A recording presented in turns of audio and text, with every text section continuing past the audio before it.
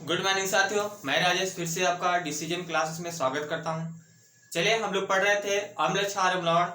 अगला जो मेरा है इसमें देखेंगे कि क्या अम्ल में या क्षार में विद्युत का चालन होता है कि नहीं होता है, और होता भी है तो किस प्रकार से होता है।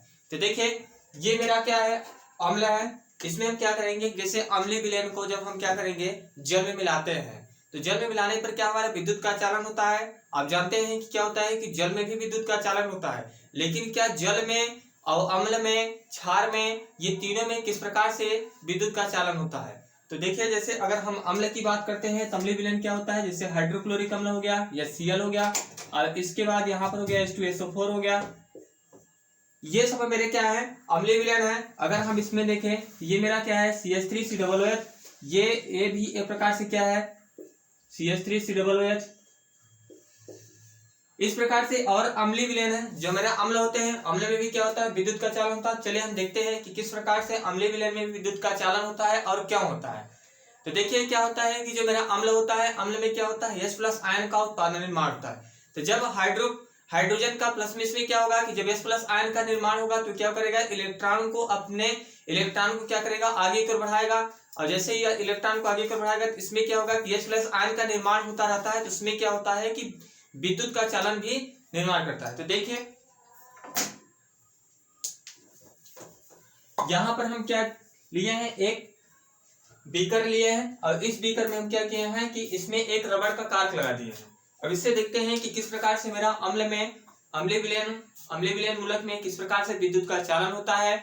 और क्या मेरा जो ग्लूकोज होता है, ग्लूकोज में भी क्या अगर हम जल में जैसे ग्लूकोज को मिला दें तो क्या उसमें भी मेरा विद्युत का चालन होता है, होगा कि नहीं होगा, और अगर होगा तो क्यों होगा, और नहीं होगा तो क्यों होगा। तो इसके बारे में देखेंगे। तो सबसे पहला मेरा क्या है कि जब हम जल में अम्लीय विलयन को क्या करेंगे, जल में जब अम्लीय विलयन को अगर हम डालते हैं तो क्या उसमें विद्युत का चालन होता है। तो ये मेरा टॉपिक है, इस पर हम देखेंगे कि किस प्रकार से यहाँ पे जल में विद्युत का चालन होता है। तो देखिए, सबसे पहले हम क्या लेंगे, एक बीकर ले लेंगे। इस बीकर में क्या करेंगे, एक रबड़ ले लेंगे। ये रबड़ क्या है, यहाँ पे इसको हम बोलते हैं रबड़ या कार्क बोलते हैं।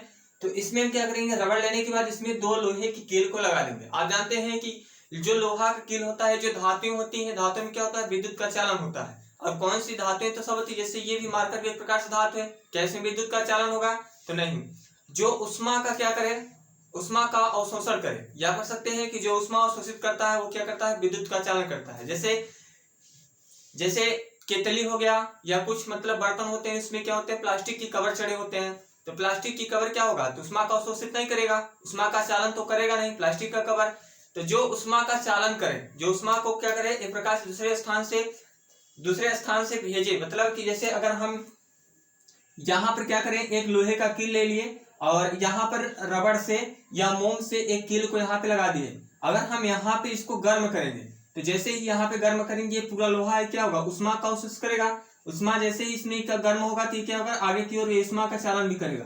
तो धीरे धीरे जैसे ही लोहा पूरी तरह से गर्म होने लगेगा तो जो मोम है पिघल जाएगा। मोम पिघलने के बाद क्या होगा, लोहे के नीचे गिर जाएगा, जिससे हमें ये पता हो जाएगा कि ये लोहा क्या है, उष्मा का चालन भी कर रहा है।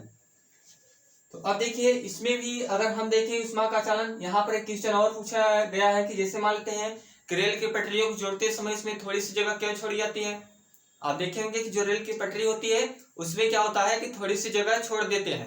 क्यों छोड़ देते हैं, उसका कारण क्या है, तो उसका कारण यही है कि गर्मियों में क्या होता है, लोहा उष्मा का चालन करता है, और जैसे उष्मा का चालन करेगा तो क्या होगा कि वह अपने जो जगह छूटा है उस जगह को क्या करेगा, एडजस्ट कर लेगा, जिससे पटरियां क्या होंगी, टेढ़ी नहीं होंगी। तो इसलिए क्या करते हैं कि वहां पर भी थोड़ी सी जगह छोड़ देते हैं। अब देखते हैं कि जो मेरे धातुएं, यहाँ पे हम क्या करेंगे, लोहे की कील को ले लेंगे और इस लोहे की कील को इस रबड़ के कार्क पर क्या करेंगे, लगा देंगे। अब लगाने के बाद देखिए क्या करेंगे, इसमें ये जो बीकर है इसमें क्या करेंगे हम तनुकृत, तनु मतलब क्या हो गया, पतला विलयन है। जैसे तनु अम्ल, सांद्र मतलब क्या हो गया, गाढ़ा विलयन हो गया, और तनु मतलब क्या हो गया, पतला विलयन हो गया। इसमें क्या करेंगे, तनु अम्लीय विलयन का क्या करेंगे, तनु अम्ल विलयन इसमें डाल देंगे। जैसे इसमें हम क्या करेंगे, तनु अम्ल इसमें डालेंगे, हाइड्रोक्लोरिक अम्ल डाल दे, H2SO4 डाल दे।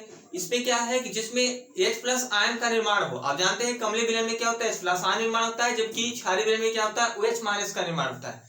अब इसमें हम क्या करना है कि जैसे ही इसमें हम H+ आयन इसमें या H2SO4 को विलयन इसमें डालेंगे, तनु विलयन या सांद्र विलयन वही है। फिर इसमें क्या करेंगे, हम H2SO4 को जैसे ही विलयन को इसमें डाल देंगे, डालने के बाद क्या करेंगे यहाँ पे आप देख रहे हैं कि ये जो मेरे दो लोहे की कील है, ये लोहे की कील है। इस लोहे की कील में क्या करेंगे, यहाँ से एक तार को लगा के इसमें मान लेते हैं कि ये 6 वोल्ट की बैटरी है, इस 6 वोल्ट की बैटरी से क्या करेंगे, यहाँ पर जोड़ देंगे। अब देखिए जोड़ने के बाद क्या होगा कि एक तार का इसमें अगर देखते हैं ये प्लस है ये माइनस है, इसका जो प्लस सिरा होगा इस प्लस सिरे को ले आएंगे हम किसमें जोड़ देंगे, इस रबड़ के कार के जो लगाए हैं ये इस कील में जोड़ देंगे। कील में जोड़ने के बाद क्या होगा कि दूसरा सिरा जो मेरा है, इस दूसरे सिरे को ये आप देख रहे हैं कि ये रबड़ में लगा है, और रबड़ में क्या होता है, विद्युत का चालन नहीं होता है, बिल्कुल भी नहीं होता है। इसलिए यहाँ पर हमें ये चेक करना है क्या विलयन में भी, क्या अम्लीय विलयन में विद्युत का चालन होता है कि नहीं, इसलिए इसको यहाँ पर रबड़ में लगाया गया है। अब देखिए क्या करेंगे कि जैसे इस रबड़ को दूसरे रबड़, अब देख रहे हैं कि इसमें जगह भी है, तो जैसे इसमें अब इस लोहे की कील को क्या किए हैं, इस लोहे की कील को यहाँ पर एक स्विच लगा है, ये क्या है, स्विच है। अब देखिए स्विच को क्या करेंगे, जब ऑन करेंगे तो क्या मेरा बल्ब जलेगा या नहीं, तो इस स्विच के माध्यम से लगा दिया गया है। अब इसमें क्या करेंगे कि जो इसका बैटरी का दूसरा सिरा है, जो माइनस वाला सिरा है, उसको क्या करेंगे, इस ये बल्ब है इस बल्ब से जोड़ देंगे। और बल्ब का एक सिरा किससे जुड़ा हुआ है, यहाँ पे जुड़ा हुआ है, और एक सिरा किधर से, इधर साइड से आ रहा है, तो मतलब माइनस वाला सिरा इधर साइड से आ रहा है, और आप देख सकते हैं कि जो मेरा प्लस वाला सिरा है ये इधर साइड से जा रहा है। तो अब जैसे ही प्लस सिरा इधर से गया, माइनस सिरा इधर से गया, प्लस वाला इधर से, लेकिन प्लस वाला आप देख सकते हैं कि यहाँ पर इसके बीच में गैप है, रबड़ के कार में क्या है, लोहे कील को लगा दिया गया है। अब जैसे ही इसमें ये वाला दूसरा सिरा जाएगा, इस क्या करेगा, ये बल्ब के दूसरे वाले सिरे से जुड़ जाएगा, क्योंकि बल्ब में दो तार होते हैं, तो एक तार इससे जुड़ गया है, इससे जुड़ा है। अभी क्या होगा कि जैसे इसमें तनु विलयन को डाल देंगे, डालने के बाद क्या होगा, जब स्विच को ऑन करते हैं तो इसमें क्या होता है, बल्ब मेरा जलने लगता है। अब बल्ब जलने का क्या हो गया कि इसमें क्या है कि जो ये विलयन है, इस विलयन में क्या है, H+ आयन का निर्माण हो रहा है। अब जब H+ आयन का निर्माण करेगा तो जो इसके इलेक्ट्रॉन होंगे क्या करेंगे, निकलेंगे। तो जैसे ही इलेक्ट्रॉन इसके निकलना शुरू करेंगे तो ये क्या होगा कि जो माइनस वाला होगा ये इलेक्ट्रॉन को क्या करेगा, ग्रहण करेगा। तो जैसे इसमें से इलेक्ट्रॉन को ये जब ग्रहण करना स्टार्ट करेगा तो क्या करेगा, इसके इलेक्ट्रॉन इधर आगे की ओर प्रवाहित होंगे। तो ये क्या होगा, क्यों होगा, क्योंकि इसमें अम्ल डाला गया, अम्लीय विलयन है। अब जैसे इसमें ये इधर साइड जाएगा तो ये क्या करेगा, इलेक्ट्रॉन को तुरंत आगे की ओर भेज देगा, और जिससे कि यहाँ पर स्विच लगा है, जब स्विच को ऑन करेंगे तो मेरा बल्ब क्या होगा, जलने लगेगा। इसलिए जो मेरा अम्ल होता है, अम्ल विलयन में या अम्लीय विलयन में भी क्या होता है, मेरा विद्युत का चालन होता है। चलिए ये तो था मेरा अम्ल, तनु विलयन डाले हैं। अगर क्या इसमें हम ग्लूकोज को डालकर चेक करते हैं तो क्या मेरा ग्लूकोज भी डालने पर क्या होता है, इसमें विद्युत का चालन होगा, तो उसे भी देख लेते हैं। ग्लूकोज का सूत्र क्या होता है, C6H12O6 होता है।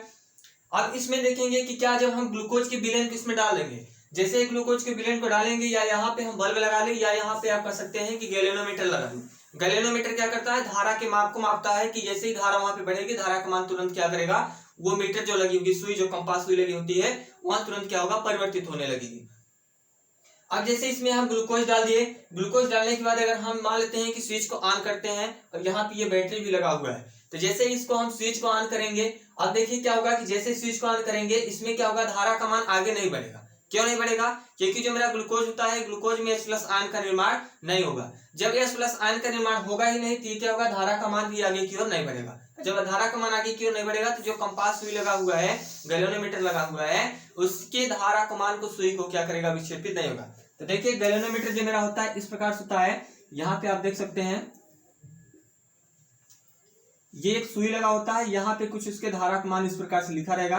तो ये क्या काम करता है, धारा के मान को बताता है। जैसे आप देखेंगे कि जो मीटर होते हैं उसमें दो होते हैं, एक में क्या लिखा रहेगा, ए लिखा रहेगा, और एक मीटर जो आपका होता है उसमें यहाँ पे लिखा रहेगा, उसमें भी लिखा रहेगा।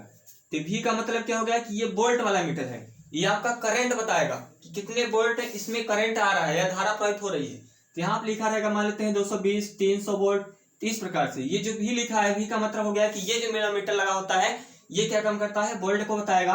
और जबकि जो मेरा दूसरा मीटर है ये क्या काम करेगा, धारा का मान को बताएगा। आप जानते हैं अगर वोल्ट का मान बढ़ेगा तो धारा का मान घटेगा, धारा का मान बढ़ेगा तो वोल्ट का मान बढ़ेगा, जो ये क्या होता है, ओम का नियम होता है। अब इसमें हम ये देखेंगे कि जो मेरा ये विद्युत का चालन था कि जब हम तनु अम्ल डाले, तनु अम्ल के विलयन में जब डाले हैं तो इसमें क्या धारा का मान प्रभावित होता है। तो इसको एक बार से फिर से देख लेते हैं। तो देखिए सबसे पहले हम अगर इसको हम प्रैक्टिकल कर रहे हैं तो इसमें प्रैक्टिकल करने के लिए सबसे पहले हम क्या लेंगे कि एक बीकर लेंगे, कोई भी बीकर हो, प्लास्टिक का हो। जैसे अगर हम मान लेते हैं जग ही ले लिए, तो उस जग में हम क्या करेंगे कि यहाँ पर नीचे साइड में क्या करेंगे, यहाँ पर एक कार्क लगा देंगे, रबड़ लगा देंगे, रबड़ ले लेंगे। उस रबड़ में क्या करेंगे कि दो लोहे की कील को इस प्रकार से लगा देंगे। रबड़ में जब लोहे की कील को लगाने के बाद क्या करेंगे कि एक तार को इधर साइड से, एक इधर से, दोनों को, अब जब दोनों को धारा को क्या करेंगे, एक तार इधर से, इधर वाला जो तार होगा ले जाएंगे किसमें जोड़ेंगे, बैटरी से जोड़ देंगे। और जो इधर वाला मतलब कि ये वाला जो हमारा तार होगा इसको हम क्या करेंगे, ले जाएंगे दूसरे वाले बल्ब के सिरा से जोड़ देंगे। तो इधर वाला सिरा भी क्या है, बल्ब से जुड़ा हुआ है, इधर से भी ले जाएंगे बल्ब से जोड़ेंगे, लेकिन ये बैटरी से जुड़ा हुआ है और ये किससे जुड़ा है, विलयन से जुड़ा हुआ है। अब क्या करेंगे कि जैसे इसमें डालने के बाद इसमें क्या करेंगे, तन विलयन डाल देंगे। तो जैसे तन विलयन डालेंगे, जो मेरा पतला विलयन होगा, जैसे इसमें डालेंगे तो डालने के बाद क्या होगा कि जब हम स्विच को ऑन करेंगे तो इसमें से क्या होगा, इसके इलेक्ट्रॉन निकलना शुरू करेंगे।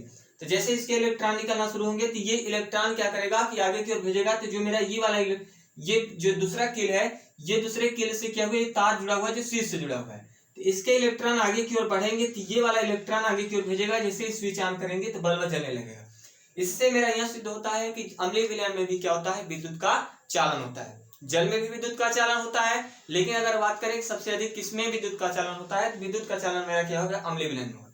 जैसे मैं एक एग्जांपल आपको बताऊं कि जैसे आप देखते हैं घर में क्या बैटरी यूज करते हैं, इन्वर्टर की जो बैटरी होती है उसमें क्या होता है कि जैसे मान लेते हैं कि कुछ समय के बाद 4, 5, 6 महीने 7 महीने के बाद क्या होता है, बैटरी की बैकअप क्या होता है, धीरे धीरे कम हो जाती है। तो बैटरी की बैकअप जैसे ही कम हो जाएगा तो वो अगर जाएंगे, जैसे जहां से बैटरी ले आए हो उससे पूछेंगे तो बोले भैया उसमें क्या है कि पानी डाल दो बैटरी में, तो बैटरी बैकअप क्या होगा, बढ़ जाएगा। तो अब उसमें होता क्या है कि जो मेरा बैटरी है, बैटरी में क्या है कि जब उसकी पानी, जैसे बैटरी जब चार्ज होती है उसकी पानी क्या होता है, धीरे धीरे वाष्प बन के पानी उड़ती है। तो पानी की मात्रा क्या होगा, धीरे धीरे कम हो जाती है। तो उसमें क्या होता है, सांद्र विलयन हो जाता है। उसकी जो तेजाब है, जिसमें H2SO4 डाला गया है, विलयन जो डाला गया, अम्लीय विलयन डाला गया है, वो पूरी तरह से क्या होता है, सांद्र हो जाता है, गाढ़ा हो जाता है। और जब गाढ़ा हो जाता है तो उसमें इलेक्ट्रॉन क्या होता है, प्रवाहित पूरी तरीके से इलेक्ट्रॉन उसमें गमन नहीं कर पाते हैं। उसकी कैपेसिटी या क्षमता धीरे धीरे क्या होती है, कम हो जाती है। तो जैसे इसमें हम पानी डालेंगे, तो जैसे पानी डालेंगे तो क्या होगा, पूरी तरीके से क्या होगा, सांद्र से किसमें हो जाएगा, तन विलयन में हो जाएगा। और जैसे ही तन विलयन होगा तो क्या होगा, पतला हो जाएगा। तब उसमें क्या होगा, उसके जो इलेक्ट्रॉन होंगे, उसके इलेक्ट्रॉन पूरी तरह से गमन गति करने लगेंगे और उसकी क्षमता कैपेसिटी भी क्या होगा, बढ़ जाएगा। तो ये था मेरा अम्लीय विलयन में कि किस प्रकार से अम्लीय विलयन में मेरा विद्युत का चालन होता है। यहाँ पर आप ये भी देख सकते हैं कि यहाँ पे जो मेरा बल्ब लिए हैं, बल्ब को न हटाकर अगर इसके हम बैटरी के ये बल्ब के स्थान पर अगर हम यहाँ पे गैल्वेनोमीटर भी लगा के चेक करते हैं, तब भी क्या होगा, मेरा सुई जो होगा, कंपास सुई होगा, वो क्या होगा, विक्षेपित होगा। तो जैसे ही विक्षेपित होगा, इससे यह पता चलेगा कि धारा का मान इसमें क्या हो रहा है, प्रवाहित हो रही है। अगर यहाँ पे हम एक बल्ब ले लिए, बल्ब से अगर हम इसको स्विच को ऑन करते हैं तो इसमें बल्ब अगर जल रहा है तभी क्या होगा, धारा का मान प्रवाहित हो रहा है। अगर मान लेते बल्ब ही नहीं जलता तब क्या होता, तब जब बल्ब ही नहीं जलता है इसमें क्या, धारा का मान इसमें प्रवाहित नहीं हो रहा है। तो चलिए अब नेक्स्ट देखते हैं।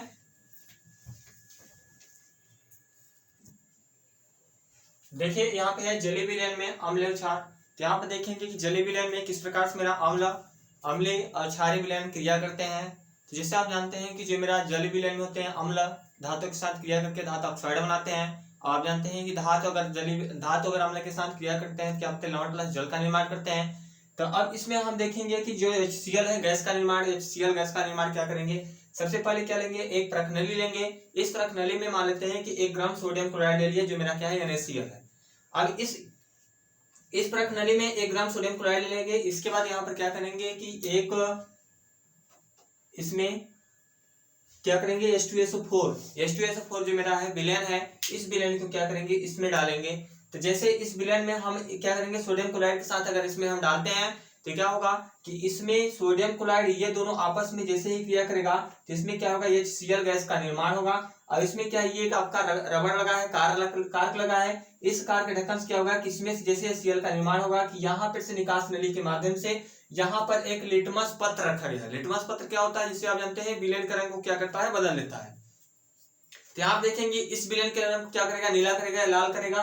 तो जैसे इसमें क्या होगा कि जब H2SO4 सोडियम क्लोराइड नमक के साथ इसमें जैसे दोनों आपस में क्रिया करेंगे तो इसमें क्या होगा, HCl का निर्माण होगा। अगर इसकी समीकरण देखें तो जैसे H2SO4 है और प्लस क्या है, HCl है। जब दोनों आपस में निर्माण करेंगे तो यहाँ पर मेरा बनेगा क्या, आप जाने सोडियम, ये जब H2 और Cl सोडियम क्लोराइड है, NaCl है, तो यह क्या होगा, सोडियम सल्फेट बन जाएगा, तो Na2SO4 बन जाएगा। और इसके बाद यहाँ क्या बन जाएगा, HCl बन जाएगा। तो यही HCl गैस क्या होगा, इसमें से निकलेगा। जैसे HCl गैस इस निकास नली के माध्यम से निकलेगा, तो यहाँ पर क्या है, एक लिटमस पत्र को लिया है चेक करने के लिए कि क्या ये लिटमस पत्र जो है HCl से प्रभावित होता है कि नहीं प्रभावित होता है। तो जैसे इसमें हम रखेंगे इसके साथ, तो ये क्या होगा कि अपने HCl क्या होगा, इस के लिटमस पत्र को क्या करता है, जलाने लगता है, पूरी तरह से यह क्या होगा, उससे परिवर्तित होने लगता है। तो इसमें क्या था, यही था कि किस प्रकार से हम HCl गैस का निर्माण करते हैं। तो HCl गैस का निर्माण करने के लिए क्या करेंगे, सबसे पहले एक परख नली लेंगे और उस परख नली में 1 ग्राम सोडियम क्लोराइड को डाल देंगे। डालने के बाद क्या करेंगे, उस परख नली में 1 ग्राम सोडियम क्लोराइड को डालेंगे। इसके बाद उसमें हम H2SO4 के विलयन भी उसमें डालेंगे। डालने के बाद ऊपर से कार्क का ढक्कन लगाए तो कार्क का ढक्कन लगा देंगे और उसमें एक निकास नली लगी हुई है, वहां से निकास नली के माध्यम से क्या करेंगे, लिटमस पत्र को आगे की ओर लगाएंगे। तो जैसे ही दोनों सोडियम क्लोराइड और H2SO4 दोनों आपस में क्रिया करेगा, तो उसमें से HCl गैस का निर्माण होगा और सोडियम सल्फेट बनेगा। तो जैसे HCl गैस का निर्माण होगा, तो वहां पे जैसे लिटमस पत्र को हम रखेंगे, तो वो क्या होगा, लिटमस पत्र को क्या करेगा, वहां पे परिवर्तित करेगा, यह कह सकते हैं उसको रंग में बदल देगा। तो इस प्रकार से मेरा क्या हो रहा है, यहाँ पे HCl गैस का निर्माण हो रहा है। अब देखते हैं कि जैसे जलीय विलयन जो धातु होते हैं, धातुओं किस प्रकार से अम्ल के साथ क्रिया करके किसका निर्माण करते हैं। तो यहाँ पे अगर हम देखें, जैसे HCl ले लिए, अगर HCl को हम जल के साथ क्रिया कराएंगे तो क्या बनेगा, उसकी देखते हैं।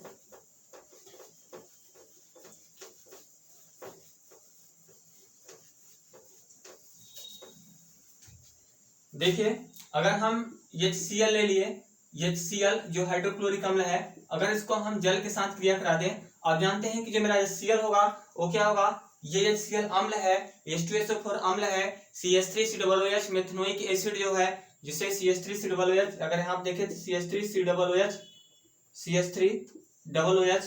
ये क्या है, मेथेनोइक एसिड है। ओइक एसिड क्या है, क्योंकि COOH जो मेरा होता है, ये क्या होता है, COOH ये होता है आपका एथेनोइक एसिड होता है, जिसको कार्बोक्सिलिक एसिड बोलते हैं। तो ये जो जितने प्रकार के मेरे जो भी एसिड होता है, एसिड हमेशा क्या करेगा, H+ आयन का निर्माण करेगा। और जो मेरा क्षारीय विलयन होगा, जो क्षार होगा, वो क्षार हमेशा क्या करता है, OH- का निर्माण करता है, OH- होता है। जैसे अगर इसमें हम pH वैल्यू में देख लेते हैं, तो इसमें क्या होता है, OH- होता है, और इस तरफ क्या होता है, H+ होता है, जो मेरा विलयन 7 होता है। अगर इधर आएंगे तो क्या होगा, मेरा अम्लीय विलयन होता है। अब अम्लीय विलयन का pH वैल्यू क्या होता है, 7 से कम होता है, जबकि क्षारीय विलयन का pH मान क्या होता है, क्षार जो मेरा होता है, क्षारीय विलयन का pH मान क्या होगा, 7 से अधिक होगा। तो जब 7 से अधिक होगा तो कैसा होगा, क्षार होगा, और क्षार में क्या होगा, OH- उत्पन्न हो गए। और जब हम अम्ल की तरफ आएंगे तो इसमें क्या होगा, H+ आयन का निर्माण होगा। तो ये अम्लीय विलयन हो गया, ये क्षारीय विलयन हो गया। अब देखिए, तो अब इसमें क्या है कि अगर हम देखें तो जो मेरा HCl है, इसमें आप जानते हैं कि जो HCl है, HCl मेरे क्या होता है कि भोजन को पचाने में भी क्रिया करता है। तो HCl बात करता है क्या दुर्बल अम्ल है या प्रबल अम्ल है। तो प्रबल अम्ल और दुर्बल अम्ल, प्रबल अम्ल नहीं बल्कि क्या है, प्रकार से दुर्बल अम्ल। क्योंकि अगर प्रबल अम्ल क्या होता है कि जैसे आप देखते हैं कि जो बैटरी में एसिड होता है, अगर फर्श पे गिर जाए या किसी कपड़े पे गिर जाए तो क्या होता है, वहां पे पूरी तरह से काट देता है, तो क्या है, वो प्रबल अम्ल है। लेकिन क्या अगर HCl जो मेरा है, ये क्या है, ये दुर्बल अम्ल है। जैसे अगर हम नींबू की बात करें, नींबू भी मेरा क्या है, अम्ल है, तो क्या है, प्रबल अम्ल होगा कि दुर्बल अम्ल होगा, वो भी क्या प्रकार से दुर्बल अम्ल है। अगर हम प्रबल अम्ल का सेवन करेंगे तो क्या होगा, हम जीवित भी नहीं रहेंगे, कहीं भी अगर हमारे शरीर त्वचा पर गिरेगा तो पूरी तरह से क्या होगा, वहां कट जाएगा। तो अब देखते हैं कि क्या जो मेरा HCl है, ये जल से क्रिया करके यहाँ पर क्या बनाएगा। तो आप देख सकते हैं कि जैसे यहाँ पे जल के साथ इसको हम जब क्रिया कराएंगे तो ये मेरा क्या बनाएगा, यहाँ पे H3O और प्लस यहाँ पर क्या होगा, Cl- बनाएगा। अब देखिए H3O जो प्लस है, यह क्या होगा कि जैसे ही जल के अणुओं को HCl के साथ हम जैसे ही जल के अणुओं के साथ इसमें पृथक कराते हैं, इसमें इसके साथ क्रिया कराते हैं, अब क्रिया कराते हैं तो पृथक करके इसमें क्या होता है, यहाँ पे आप देख रहे हैं कि Cl- का निर्माण कर रहा है, क्लोरीन क्या है, अलग हो जा रहा है, और यहाँ क्या है, H3O का निर्माण हो रहा है। अगर इसमें हम ये देखते हैं तो जो मेरा, अगर इसमें ये जो ऑक्सीजन होगा, इसमें क्या होगा, ये मेरा एक प्रकार से प्लस का निर्माण करेगा। अब अगर हम इसी को बात कर रहे हैं कि अगर जैसे हम हाइड्रोजन प्लस को ले लें, अगर हम हाइड्रोजन प्लस को ले लें, और हाइड्रोजन प्लस को आप जानते हैं कि हाइड्रोजन के क्या होते हैं, 3 समस्थानिक होते हैं, लेकिन हम लोग पढ़ते क्या है, 2 ही समस्थानिक पढ़ते हैं। 2 समस्थानिक कौन कौन से होते हैं, हाइड्रोजन के ड्यूटेरियम और ट्राइटियम होते हैं, जिसके प्रोटियम, ड्यूटेरियम और ट्राइटियम 3 नाम दिए, लेकिन ड्यूटेरियम ट्राइटियम इसके हाइड्रोजन के 3 समस्थानिक है, लेकिन हम लोग पढ़ रहे हैं 2 समस्थानिक। अब ये समस्थानिक क्या होते हैं? जैसे हाइड्रोजन के पास क्या होता है कि आप देखते हैं प्लस भी होता है माइनस भी होता है। इलेक्ट्रॉन क्या है, इसके वाई कोश में इलेक्ट्रॉनों की संख्या 1 होती है हाइड्रोजन की। अगर इसकी बैलेंसी को यहाँ पूरा करने के लिए किसके पास जाता है, कार्बन के पास जाता है। क्यों? कार्बन भी क्या होता है इसी के पास। अब ये हाइड्रोजन को अगर देखा जाए तो हाइड्रोजन को सबसे प्रबल गैस माना गया है, इसलिए जो ये मेंडलीव की मूल और सारणी है, और सारणी में क्या है हाइड्रोजन को आप देख सकते हैं कि हाइड्रोजन को सबसे पहला स्थान दिया गया है। ये मेरा क्या होता है एस ब्लॉक, ये पी ए डी और ये क्या होता है एफ ब्लॉक होते हैं। तो मेरे क्या होते हैं 4 ब्लॉक होते हैं। 4 ब्लॉक में सबसे प्रबल गैस किसको माना गया, हाइड्रोजन को, इसलिए हाइड्रोजन को सबसे पहला स्थान दिया गया है। और यहाँ पर मेंडलीव ने यह भी बताया था कि जो मेरे हाइड्रोजन होते हैं, जो मेरे तत्व होते हैं, तत्वों की जो भी खोज नहीं हुई 68 तत्व या 63 तत्व जो भी खोज हुआ था, उन तत्वों को यहाँ पर क्या हुआ विकसित किया गया था। और जिन तत्वों को नहीं खोजा गया था उनके स्थान भी यहाँ पर क्या हुए छोड़ दिए गए थे। क्यों छोड़ दिए गए थे? क्योंकि अगर मान लेते हैं कि बाद में उन तत्वों को अगर मिल रहे हैं तो उन तत्वों को हम खाली स्थान पे जो छूटे हुए हैं उसी स्थान पे क्या करेंगे, उसको फिर से व्यवस्थित कर देंगे। तो इस प्रकार से यहाँ पे था। अब देखते हैं कि जो मेरा H+ है, अगर हम हाइड्रोजन को अगर हम किसके साथ क्रिया करा दें, अगर पुनः हम उसी के जल के साथ क्रिया करा देते हैं, जल जो हमारा होता है H2O के साथ, तो यहाँ पर भी क्या बनेगा, वही बनेगा H3O। अब यहाँ पर देखिए क्या हाइड्रोजन यहाँ पे कितने हैं, 3 है। हाइड्रोजन के अणु कितने हैं, 3 है। ऑक्सीजन की कितना है यहाँ पे, 1 है।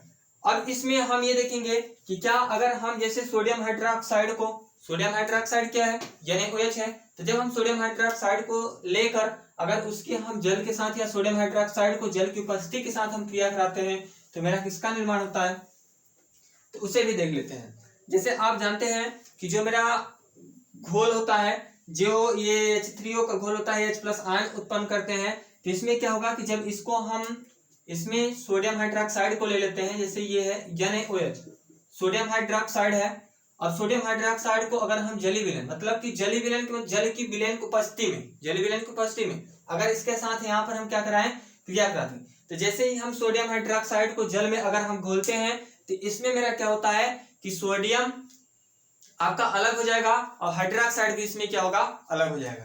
तो यहाँ पर हमें क्या मिल रहा है कि सोडियम देखने को मिल रहा है कि सोडियम आपका अलग हो गया और सोडियम हाइड्रोक्साइड क्या है, एक प्रकार से आयन दे दिया। ये क्या है आपका प्लस है।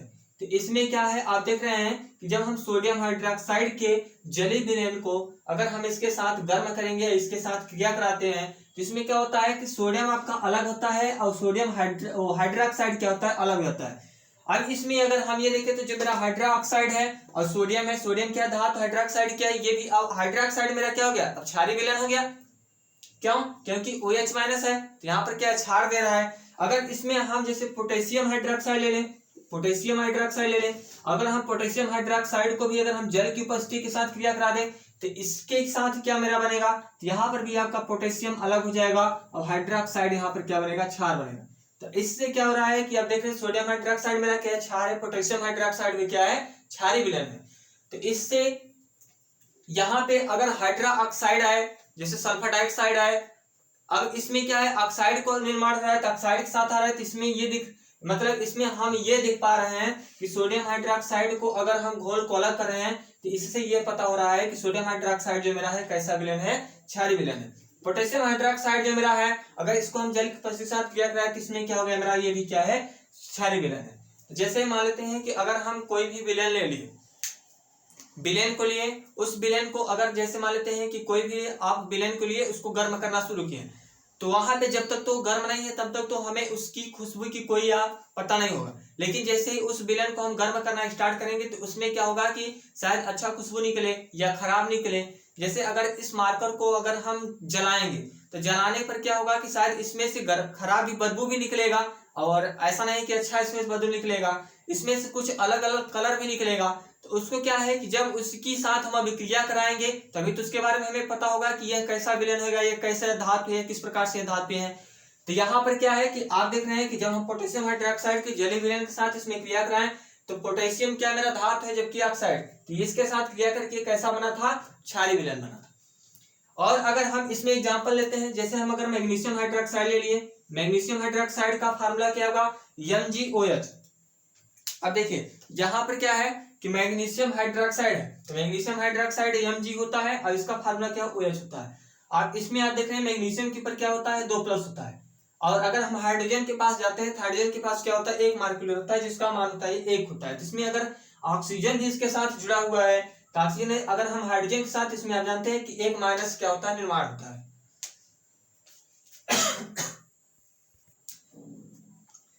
अब देखिए ये क्या होगा, इसके पास 1 बचा, इसके पास 2, तो इसका जब हम क्रॉस मल्टीप्लिकेशन करेंगे तो मैग्नीशियम मुझे क्या मिलेगा, 1, और हाइड्रोक्साइड है तो इसका हो जाएगा होल ट्वाइस, तो ये बन जाएगा इस प्रकार से। अब आप देखिए 2 प्लस कहां से आया, तो आप जानते हैं कि जो मेरा मैग्नीशियम को होता है परमाणु क्रमांक कितना होता है, मैग्नीशियम 12 होता है। जब इसका इलेक्ट्रॉनिक विन्यास निकालेंगे क्या होगा, 2 8 2 होगा, तो इसके बाद उसमें इलेक्ट्रॉनों की संख्या मुझे कितना मिला, 2, तो यही 2 इसका प्लस होगा। अब जानते हैं कि जब 1 से 3 के बीच में होगा तो हमेशा इलेक्ट्रॉन को क्या करता है, त्यागता है, और जब त्यागेगा तो क्या होगा, प्लस बनाएगा, जितना त्यागेगा उतना प्लस बनाएगा। और जब 5 और 7 के बीच में होता है तो हमेशा इलेक्ट्रॉन को क्या करेगा, ग्रहण करेगा। क्यों ग्रहण करेगा, और ग्रहण करेगा क्या होगा, माइनस होगा, और ये प्लस होगा तो क्या होगा, धातु होगा, और जब माइनस होगा तो क्या होगा, अधातु होगा। अब देखिए अधातु का मतलब ये क्या हो गया, ठोस, धातु का मतलब ठोस, और अधातु का मतलब क्या हो गया, गैस। अब देखिए कैसे हम जानेंगे कि 1 से 3 के बीच में या 5 से 7 के बीच में, तो इसमें आप देख रहे हैं कि वायुकोश में कितने इलेक्ट्रॉन मिले हैं, 2, तो 2 किसके बीच में होगा, 1 3 के बीच में होगा। तो ये जब 1 से 3 के बीच में होगा तो इलेक्ट्रॉन क्या करेगा, दान देगा, त्यागेगा, और जब त्यागेगा तो उसके ऊपर क्या होगा, प्लस होगा, और जब प्लस होगा तो क्या होगा, धातु होगा, धातु का मतलब क्या होगा, ठोस होगा। अब देखिए जब 5 और 7 के बीच में मिलेगा तो वो क्या करेगा, इलेक्ट्रॉन को ग्रहण करेगा, क्योंकि जब 5 और 7 के बीच में मिलेगा तो इलेक्ट्रॉन को ग्रहण करने की क्षमता 3 ही या 2 इलेक्ट्रॉन या 1 इलेक्ट्रॉन की आवश्यकता होगी। अब इसे मान लेते हैं कि 3 इसके अलावा 2 है, 2 इलेक्ट्रॉन है, तो उसे 6 चाहिए तब तो 8 होगा, और जब 8 होता है तो पूरा स्टेप भरा बन जाता है, पूरे से भरा हुआ है। तो जैसे अगर हम यहाँ की बात करें, क्लोरीन की बात करते हैं, तो क्लोरीन की कितना होगा, 17 होगा, तो इसका इलेक्ट्रॉनिक विन्यास निकालेंगे कितना होगा, 2 8 7 होगा। अब इसके लास्ट में कितना मिला मुझे, 7 मिला। अब यहाँ पे देख सकते हैं 5 और 7 के बीच में है, तो ये क्या होगा, 7 हो गया, तो क्लोरीन मेरा क्या होगा, गैस होगा। क्यों, क्योंकि 7 है, 1 इलेक्ट्रॉन ग्रहण करेगा तो क्या होगा, 8 हो जाएगा, इसलिए क्लोरीन के ऊपर क्या होता है, 1 माइनस होता है। तो ये था। अब इसमें देखेंगे मैग्नीशियम क्या होगा, हाइड्रोक्साइड हो जाएगा, MgOH का होल ट्वाइस। अब मैग्नीशियम हाइड्रोक्साइड को अगर हम जलीय विलयन के साथ इसके क्या करेंगे, गर्म कराएंगे, इसमें मेरा क्या क्या बनेगा, तो देखिए जब इसको हम जल के साथ क्रिया कराएंगे तो इसमें क्या होगा, मैग्नीशियम धातु है तो मैग्नीशियम भी क्या होगा, आपका अलग हो जाएगा, और हाइड्रोक्साइड क्या होगा, माइनस हो जाएगा, तो ये क्या होगा, 2 प्लस होगा। अब यहाँ पे देखिए जो मेरा मैग्नीशियम है, मैग्नीशियम के ऊपर क्या है, 2 प्लस है, पोटेशियम के ऊपर 1 प्लस है, सोडियम के ऊपर 1 प्लस है। तो इधर आप देख सकते हैं कि जो जितने भी हैं ये सब क्या है, धातुएं हैं। अब ये क्या है, क्षार है, तो जब क्षार और धातु दोनों आपस में क्रिया करें तो यहाँ पर क्या बना है, सोडियम हाइड्रोक्साइड, मतलब धातुएं और क्षार। जब धातुएं क्षार क्रिया करें क्या बना है, हाइड्रोक्साइड का निर्माण करते हैं। तो धातुएं जब क्षार के साथ क्रिया करेंगे क्या बनाएंगे, हाइड्रोक्साइड का निर्माण करेंगे। और यहाँ पर क्या है कि जब अम्ल धातुओं के साथ क्रिया करते हैं तभी क्या करते हैं, धातु ऑक्साइड का निर्माण करते हैं। तो वहां पे क्या करेंगे, धातु ऑक्साइड का निर्माण करेंगे, और यहाँ पर क्या है, क्षारीय धातु, अगर धातु क्षार के साथ क्रिया कर रहे हैं तो हाइड्रोक्साइड का निर्माण करेंगे। अब जब अम्ल धातुओं के साथ क्रिया करेंगे तो आप क्या होगा, धात्विक ऑक्साइड का निर्माण करेगा। तो इस प्रकार से यहाँ पर ये था। और इसके आगे देखते हैं,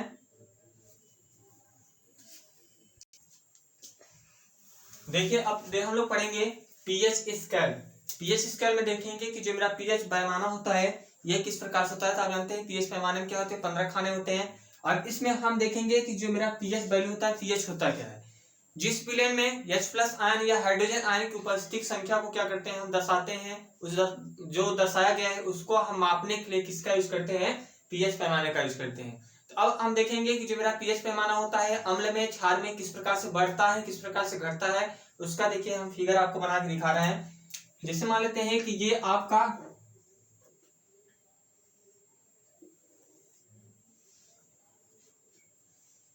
यहाँ पे आप जानते हैं क्या होता है, सात मेरा क्या प्रकार से उदासीन है। उदासीन का मतलब क्या होता है कि जिस पर ना तो प्लस चार्ज हो ना तो माइनस हो, न्यूट्रल हो। न्यूट्रल का मतलब ये हो गया क्या हुआ, उदासीन हो। अब इसमें हम ये देखेंगे किस प्रकार से इसकी वैल्यू बढ़ती है, किस प्रकार से घटती है। तो देखिए ये है। अब इधर से क्या है, आप जानते हैं कि ये मेरा क्या होता है, इधर क्षारीय होता है, या इसको हम लिख दे रहे हैं क्षार प्रकृति। ये आपका है क्षार प्रकृति और ये है अम्ल, अम्ल प्रकृति का है।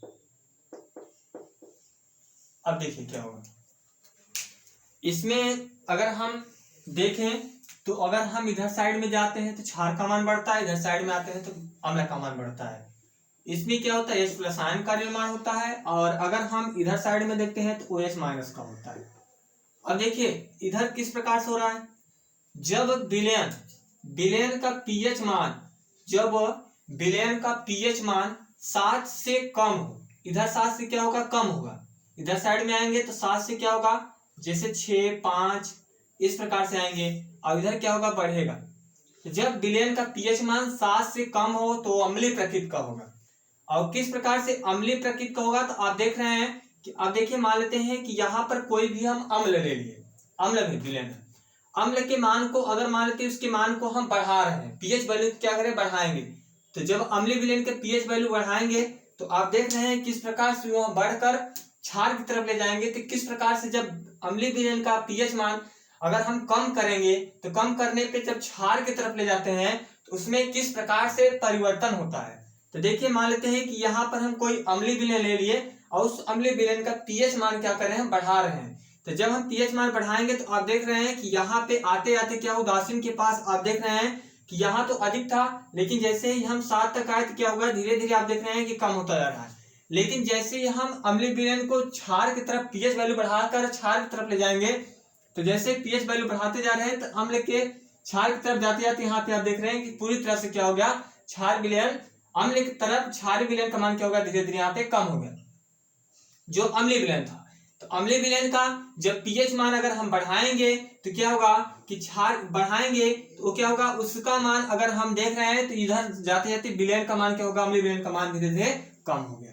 तो ये था क्षारीय विलयन। अब अम्लीय विलयन, अम्लीय विलयन का मान यही है कि जब अम्लीय विलयन का पीएच मान अगर हम बढ़ाएंगे तो क्या होगा कि वह क्षारीय प्रकृति का होने लगेगा।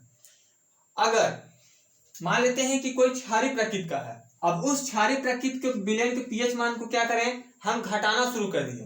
तो जब क्षारीय प्रकृति का विलयन का पीएच मान अगर हम घटाना शुरू करेंगे तो आप देख रहे हैं कि यहाँ पर तो अधिक है, जैसे ही हम घटाना शुरू करेंगे तो वो भी क्या होगा, धीरे धीरे कम होते कम होते कम होते यहाँ पर आते आते क्या होगा, अम्ल की तरफ एकदम जीरो लेवल हो जाएगा, जीरो हो जाएगा। तो यही है कि जब हम अम्ल को अम्लीय प्रकृति का मान, अम्लीय विलयन का मान, अगर कोई भी अम्लीय विलयन का है, अम्लीय प्रकृति का है, कुछ भी है, अगर उसको उसके पीएच वैल्यू को अगर हम बढ़ाना शुरू करेंगे तो क्या होगा कि अम्ल से बदल कर किसमें बदल जाएगा, वो क्षारीय में। मतलब कि इधर से क्या है, जैसे इसको हम पीएच वैल्यू बढ़ाते जाएंगे तो आप देख रहे हैं धीरे धीरे कम होते होते एकदम कम हो जाएगा। अगर हम क्षारीय प्रकृति को ले, क्षारीय प्रकृति को ले लिए और इसके विलयन का मान को हम घटाना शुरू करेंगे तो वह किसमें बदल जाएगा, यहाँ पे आते जैसे ही घटना शुरू होगा तो किसमें बदलेगा, अम्ल में बदलना शुरू हो जाएगा। अब देखिए मान लेते हैं कि यहाँ पर हम H2SO4 को ले लिए, या कोई भी मान लेते हैं कि आप जानते हैं जो मान लेते हैं कि नींबू ले लियो, ये नींबू है। अब देखिए नींबू का पीएच वैल्यू क्या होता है, 2.2 होता है पीएच मान। अब 2.2 होगा तो कैसा विलयन होगा आपका, आप जान रहे हैं कि ये अम्लीय विलयन होगा।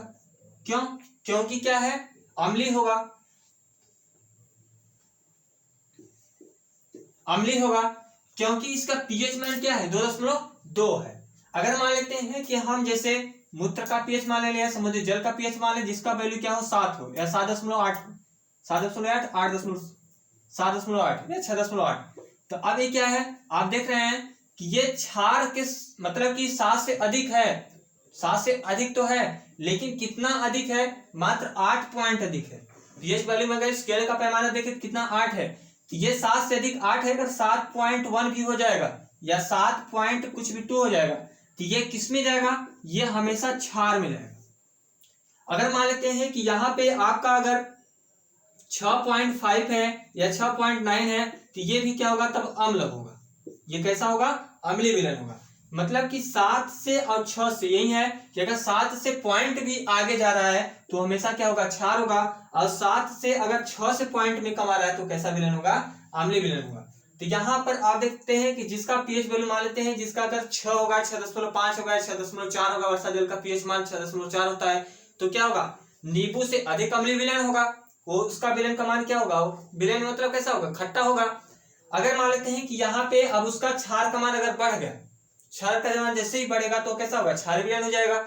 अब देखिए इसका एग्जाम्पल, जैसे मान लेते हैं कि हम पानी ले लिए, पानी को हम क्या किए, गर्म करना शुरू कर दिए। जल का विलयन का पीएच मान क्या होता है, उदासीन होता है। अब देखिए इसमें क्या ले लिया, हम जल ले लिए, H2O ले लिए। अब जल को हम क्या करेंगे, गर्म करना शुरू करेंगे। तो जैसे ही हम जल को गर्म करना शुरू करेंगे तो ये क्या है, एक प्रकार से जल है।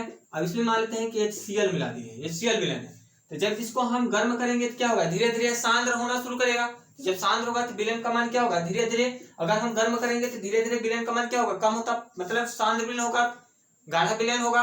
और क्या होगा, तनु विलयन धीरे धीरे वाष्प बन के उड़ना शुरू करेगा, तो धीरे धीरे क्या होगा, कम होता शुरू हो जाएगा। धीरे धीरे समय आएगा तो पूरी तरह से क्या होगा, सूख जाएगा। तो जैसे नमक हो गया, नमक क्या है, सोडियम क्लोराइड NaCl, नमक क्या है, क्षारीय विलयन है, क्षार है मेरा।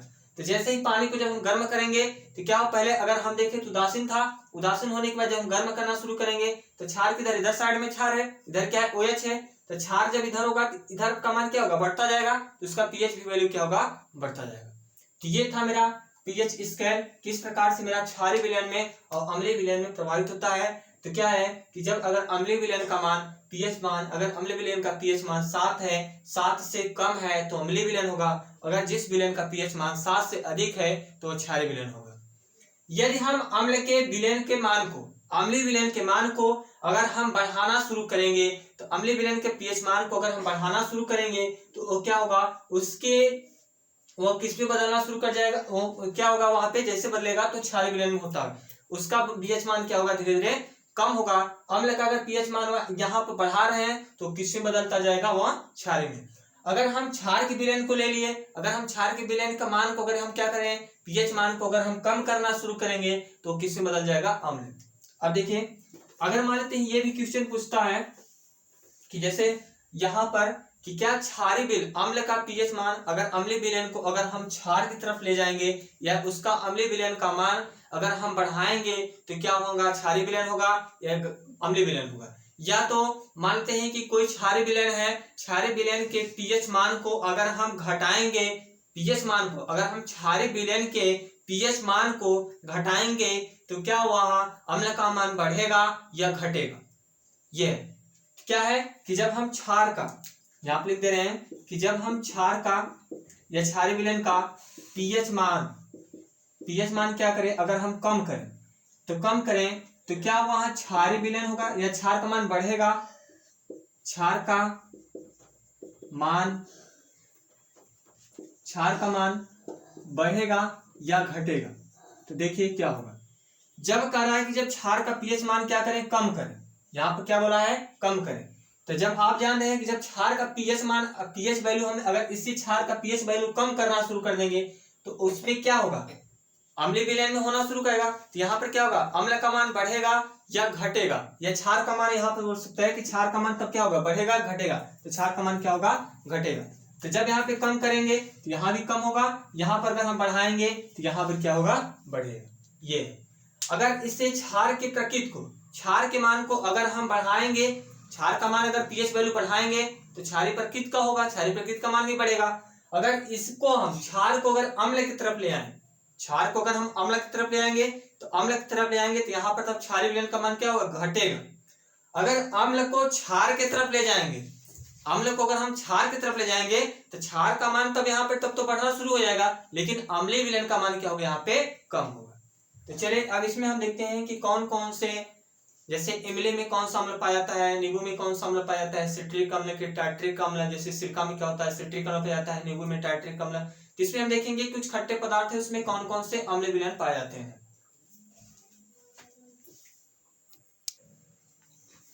तो देखिए अब इसमें हम देखेंगे कि जो मेरा प्राकृतिक स्रोत होता है अम्ल, किस प्रकार से यहाँ पे कौन कौन से प्राकृतिक स्रोत में कौन कौन से अम्ल पाए जाते हैं। तो चलिए अगर हम पहले बात करते हैं सिरका, जो मेरा होता है सिरका। देखिए ये आपका जो मैं लिख रहा हूँ प्राकृतिक स्रोत, ये आपका रेलवे एनटीपीसी ग्रुप डी मतलब कंपटीशन लेवल में भी पीएच वैल्यू पूछता है। जैसे नींबू मेरा क्या होता है, साइट्रिक अम्ल होता है, टाइट्रिक अम्ल होता है, सिरका में कौन सा अम्ल पाया जाता है। तो ये अम्ल आपके पूछते हैं कि कौन कौन से प्राकृतिक स्रोत में कौन कौन से अम्ल पाए जाते हैं। अम्ल के बारे में यहाँ पे क्वेश्चन पूछता है। तो अगर हम बात करते हैं सिरका में, तो सिरका में कौन सा अम्ल पाया जाता है, तो सिरका में आपका पाया जाता है एसिटिक अम्ल। सिरका में आपका पाया जाता है एसिटिक अम्ल। अब देखिए एसिटिक अम्ल क्या होता है। एसिटिक अम्ल किसमें क्या है, एसिटिक है, तो जिसमें कार्बन संख्या क्या होगा। अगर हम यहाँ बात करते हैं तो CH3 हम पढ़ाए हैं कि मेथ एथ प्रो, तो एथ आ गया, तो इसमें कार्बन संख्या कितना होगा 2, तो इसमें 2 कार्बन होगा तो क्या होगा इसका फार्मूला CH3COOH। तो ये हो गया एसिटिक एसिड। इसको एसिटिक एसिड भी बोलते हैं या एसिटिक अम्ल भी बोलते हैं। अगर हम बात करते हैं संतरा, तो संतरा में कौन सा अम्ल पाया जाता है, तो मेरा संतरा में क्या होता है, सिट्रिक अम्ल पाया जाता है। संतरा में कौन सा अम्ल पाया जाता है, सिट्रिक अम्ल पाया जाता है। ये आपका क्या है, संतरा में सिट्रिक अम्ल। कल इसमें हम और लिखा देंगे कि जो इसके पीएच पैमाने होते हैं, जैसे संतरा का पीएच पैमाना होता है कि नींबू का पीएच मान कितना होता है, जल का पीएच मान कितना होता है, और इसके बाद जितने भी ये मेरे पीएच वैल्यू होते हैं इसके बारे में हम लिखवा देंगे इसमें। तो ये क्या है कि अगर हम बात करें संतरा में कौन सा अम्ल पाया जाता है, सिट्रिक पाया जाता है। अगर हम इमली में बात करते हैं तो इमली में कौन सा अम्ल पाया जाता है, तो मेरा जो इमली होता है इसमें क्या पाया जाता है, टार्ट्रिक अम्ल पाया जाता है।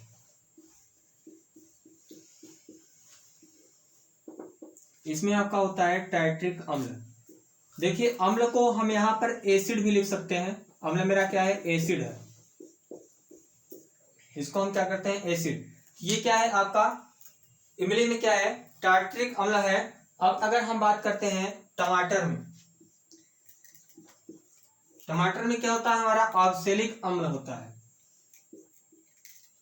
टमाटर में मेरा होता है ऑक्सैलिक अम्ल। ऑक्सैलिक अम्ल, जिसको ऑक्सैलिक अम्ल बोलते हैं, ये मेरा क्या है, टमाटर में ऑक्सैलिक अम्ल पाया जाता है। और इसके बाद इसमें और है, जैसे खट्टे दूध में, खट्टे दूध दही, तो उसमें देखते हैं कि खट्टे दूध दही में क्या कौन सा अम्ल पाया जाता है। तो खट्टे दूध दही, खट्टे दूध दही में कौन से अम्ल पाया जाता है, तो खट्टे दूध दही में पाया जाता है लैक्टिक अम्ल। ये आपका होता है लैक्टिक अम्ल।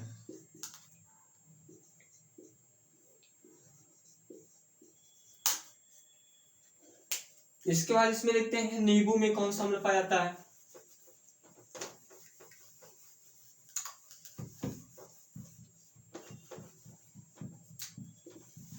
नींबू, नींबू हो गया आपका, हो गया चींटी का डंक हो गया,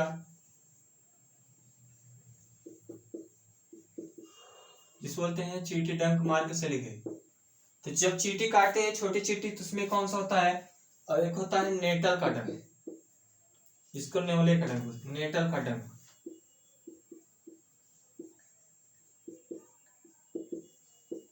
देखिए जो मेरा चींटी होता है, जब चींटी काटती है, जिसको आप देखेंगे घरों में होती है लाल चींटी जो दिखती है, जब वो चींटी काटती है तो उसमें क्या होता है, चींटी काटने में क्या होता है, फार्मिक एसिड छोड़ जाती है। फार्मिक एसिड क्या होता है, एक प्रकार से ये भी आप प्रकार का दुर्बल अम्ल होता है। अगर प्रबल अम्ल छोड़ेगी तब तो हो गया स्वाहा। तो इसमें क्या है कि ये जो मेरा है चींटी है, चींटी का डंक क्या है, जब ये छोड़ती है इसमें क्या होगा, ये चींटी का जब डंक छोड़ती है तो इसमें क्या होता है, फार्मिक एसिड होता है, जिससे मतलब कि आपको लगेगा कि ये मेरा शरीर क्या है, पूरी तरह से फट रहा है। तो उस प्रकार से यहाँ पे होता है। और अगर हम बात करते हैं नींबू में कौन सा अम्ल पाया जाता है, तो नींबू में मेरा होता है सिट्रिक अम्ल। क्या पाया जाता है, सिट्रिक अम्ल। और ये जो मेरा होता है, ये नेवले जो मेरा ये होता है, चींटी का डंक होता है, इसको बोलते हैं मेथेनोइक।